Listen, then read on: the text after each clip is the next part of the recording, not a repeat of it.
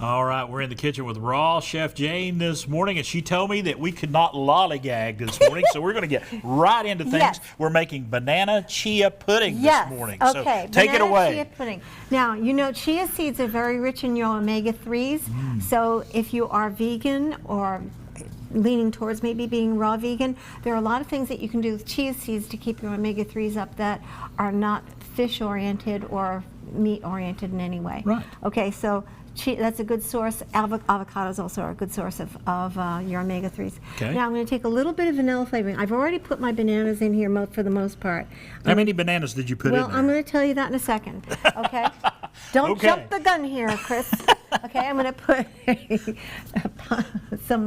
a little bit of salt in there. Okay. I have 2 cups of cashews that I'm going to put in there, and I have about 3/4 of a cup of coconut palm sugar that I'm going to put in there. Now, I may or may not need to add any water to it. We'll see how it does. How it blends. This is a ripe banana. See how it's smiling? It's a ripe banana.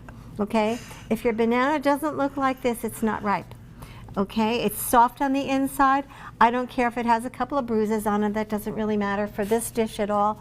I'm going to put this in there as well. Okay. And what we're going to be doing is we're going to be mixing all of this up. Now, I've put all of my ingredients in except for the chia seeds. The chia seeds will go in last. Okay? All right. All right, so what we're going to do is we're going to blend all of this up. Now the bananas themselves get kind of liquidy, okay?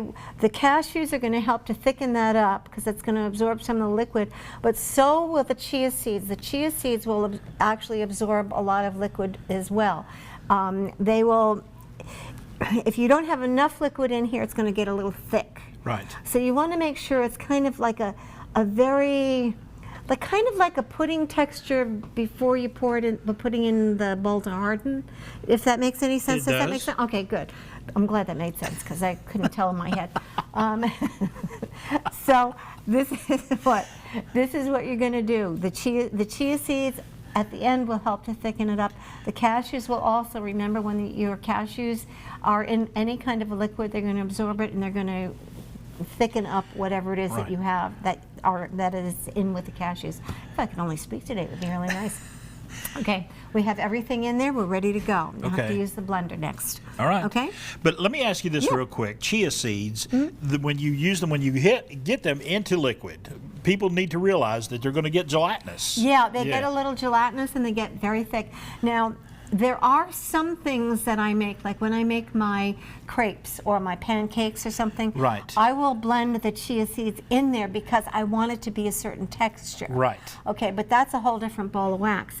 In this type of a thing, I like the chia seeds to be in there last and kind of, they add a little bit of like a tapioca-ish kind of a feeling to the pudding. But you know, I just like the nutritional value of them as well. So there are very few dishes that I will use, and I did try to grind them up in there once with this, and I didn't like the flavor that it gave it. You didn't like it? No, I didn't like the flavor that it gave it. So I prefer keeping them whole. So that is my preference.